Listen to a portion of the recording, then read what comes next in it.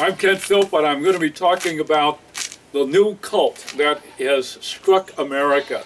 It's being referred to as the fifth branch of Christianity, with Protestantism, Roman Catholic Church, Eastern Orthodox, and the Oriental Orthodox Church. It comes out of the charismatic Pentecostal movements, which I was a part of in the late 1960s and all through the 1970s. They have their own Bible called the Passion Translation.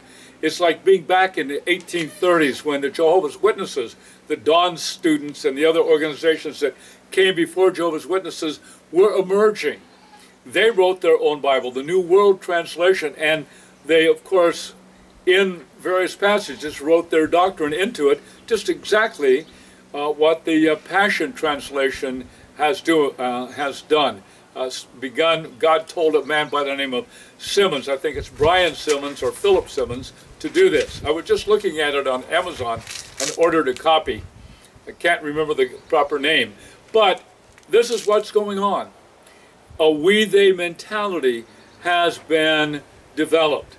Those people like myself who don't recognize and look at the NAR as wrong, well, they're labels for people like me. I have a Jezebel spirit, reacting against the Holy Spirit, blasphemy against the Spirit. There's a whole list of derogatory terms aimed at people like me who stand against it. The we-they mentality is developing, like happens in every cult. If you have heard about this or are part of it, please consider what's going on. Practice critical analysis. Think about what's going on. Read the scripture, do some prayer.